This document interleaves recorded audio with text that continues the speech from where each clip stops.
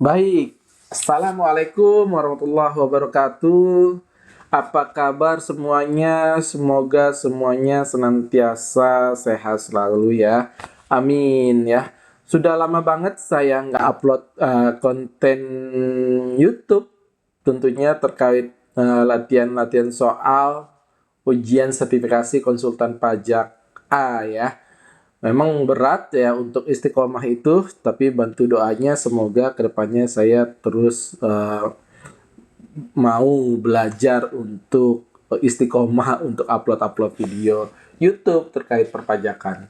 Ya, baik, saya hanya mengingatkan ya, kembali sebelum kita bahas soal selanjutnya, saya hanya mengingatkan bahwa saya ini tidak bermaksud menggurui. Lagi-lagi saya kasih garis bawahi, saya tidak bermaksud menggurui. Tujuan saya upload YouTube ini adalah YouTube ingin saya jadikan sarana untuk saya belajar ya.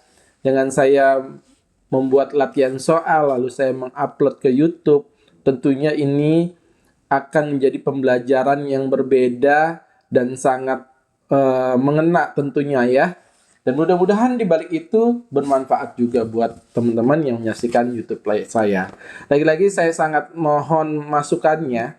Jika nanti soal-soal YouTube yang saya bahas ini banyak salah, tolong dikoreksi di kolom komentar. Saya sangat mengharapkan koreksinya karena saya ini benar-benar orang yang belajar ya, banyak tidak tahunya. Jadi ketika ada teman-teman yang kasih masukan ketika saya salah, saya sangat senang ya. Baik, kita lanjut. Kemarin sudah soal 6, sekarang soal ke-7 ya. Soal ini terkait pemeriksaan pajak. Saya bacakan soalnya. Pemeriksaan atas penghapusan NPWP termasuk dalam pemeriksaan dengan tujuan ya.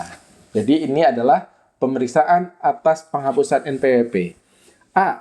Menguji kepatuhan pemenuhan kewajiban perpajakan wajib pajak dalam pemenuhan ketentuan peraturan perundang-undangan.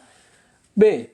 Menguji kepatuhan wajib pajak dalam melaksanakan peraturan perpajakan. C. Tujuan lain dalam rangka melaksanakan ketentuan peraturan perundang-undangan perpajakan. D. Menguji kepatuhan wajib pajak dalam melaksanakan peraturan perpajakan. Tujuan lain dalam rangka melaksanakan ketentuan peraturan perundang-undangan perpajakan, menguji kepatuhan pemenuhan. Ya, baik. Ini coba kita jawab berdasarkan dasar hukum yang berlaku tentunya ya teman-teman ya. Kita tidak boleh menjawab tanpa dasar hukum yang berlaku. Apa dasar hukumnya? Mari kita lihat ya. Kalau bicara pemeriksaan, yuk kita lihat undang-undang teman-teman, silahkan dibuka. Pasal 1 ayat 25 Undang-Undang KUP. Kita sama-sama ulang dulu ya, walaupun teman-teman mungkin sudah biasa menghadapi pemeriksaan, kita cari tahu dulu apa sih yang dimaksud dengan pemeriksaan.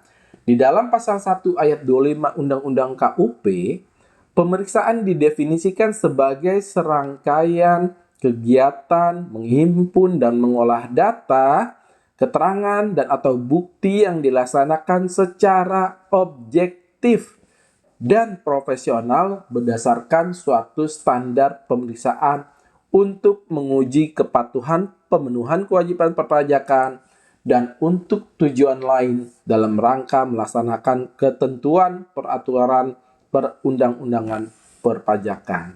Ya, kita sama-sama lihat ya dari pasal 1 ayat 25 Undang-Undang KUP, di sini tujuan pemeriksaan itu ada dua ya teman-teman. Yang pertama adalah untuk ya menguji kepatuhan pemenuhan kewajiban perpajakan dan atau yang kedua untuk tujuan lain dalam rangka melaksanakan ketentuan peraturan perundang-undangan perpajakan. Jadi ada dua tujuan pemeriksaan pajak yang tadi sudah saya bacakan berdasarkan pasal 1 ayat 25 Undang-Undang KUP. Nah, coba kita lihat ya. Pemeriksaan didefinisikan sebagai serangkaian kegiatan untuk menghimpun dan mengolah data. Pemeriksa itu kegiatannya dalam memeriksa WP tentunya dia membutuhkan data-data, keterangan, bukti, dan lain-lain yang dilaksanakan secara objektif tentunya ya. Bagaimana, apa sih maksudnya objektif? Ya, ketika pemeriksa ingin melakukan pemeriksaan tentunya dilakukan secara objektif. Apa sih yang diminta? Tidak mengada-ngada, gitu kan? Dan dilakukan secara profesional berdasarkan suatu standar pemeriksaan. Jadi ketika DJP, tentunya bagian pemeriksa pajak, melakukan pemeriksaan kepada WP, itu dilakukan sesuai standar pemeriksaan, ya, bukan tidak sesuai standar. Makanya WP itu berhak, WP itu perlu tahu apa sih standar pemeriksaan. Ketika menemui pemeriksa pajak yang melakukan pemeriksaan tidak sesuai standar, kita bisa komplain, ya, kita bisa komplain. Contohnya, ya, ketika kita menanyakan bukti atau surat perintah melakukan pemeriksaan, minta, kalau nggak ada, ya kita tolak, gitu kan.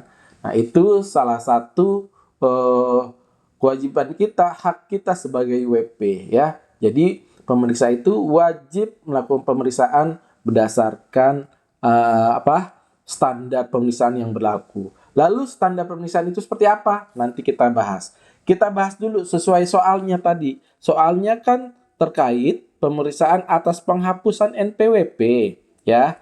Di Undang-Undang KUP kan tidak dibahas detail, ya.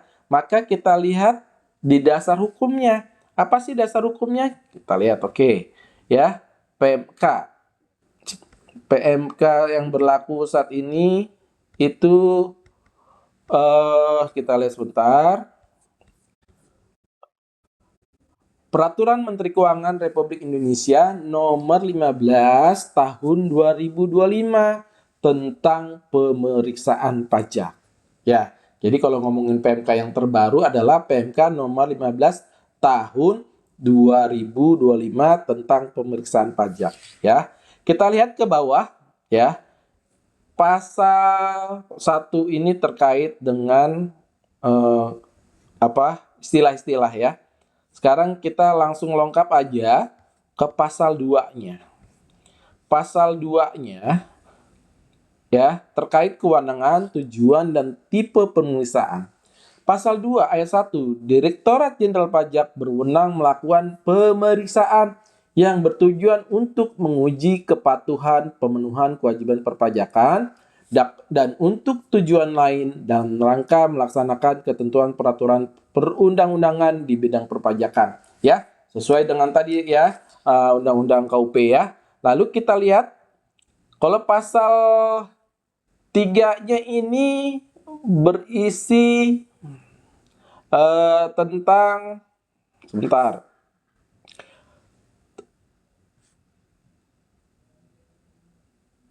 Nah, pasal 4 ayat 1-nya ini berisi tentang pemeriksaan untuk menguji kepatuhan pemenuhan kewajiban perpajakan, ya. Di sini dijelaskan nih apa aja sih dilakukannya pemeriksaan dalam hal pemenuhan kewajiban perpajakan. Ada wajib pajak mengajukan permohonan pengembalian kelebihan pembayaran, wajib pajak menyampaikan SPT yang menyatakan lebih bayar, gitu kan. Wajib pajak menyampaikan surat pemberitahuan yang menyatakan rugi, dan lain-lain. Ini diatur dalam pasal 4 ayat 1 yang menjelaskan kegiatan pemeriksaan dengan tujuan untuk menguji kepatuhan perpajakan, ya. Itu pasal 4 ayat 1-nya. Nah, lalu pasal 4 ayat 3-nya ini bicara tentang pemeriksaan untuk tujuan lain dalam rangka melaksanakan ketentuan peraturan perundang-undangan perpajakan sebagaimana dimaksud dalam pasal 3 ayat 3. Nah, apa saja sih isinya? Yang pertama, yang A, pemberian nomor pokok wajib pajak secara jabatan. Nah, ya kan? Jadi salah satu tujuan lain dalam pemeriksaan itu adalah pemberian nomor pokok wajib pajak secara jabatan. Yang kedua ada penghapusan nomor pokok wajib pajak. Nah, ini ketemu jawabannya, ya. Sesuai yang tadi soal tanyakan, dalam hal penghapusan nomor pokok wajib pajak, itu sebenarnya tujuan pemeriksaannya apa? ternyata di PMK 15 ini tahun 2025 ini sudah terjawab di pasal 4 ayat 3-nya, ya. Yaitu penghapusan nomor pokok wajib pajak adalah bagian dari pemeriksaan tujuan lain, ya. Nanti sama-sama kita baca ya, tujuan lain itu apa aja, banyak ya. Yang penting kita sudah tahu kalau ada pertanyaan terkait penghapusan nomor pokok wajib pajak itu adalah tujuan pemeriksaan dengan tujuan lain. Oke. Silakan teman-teman yang belum download, silakan download PMK nomor 15 tahun 2025. Oke.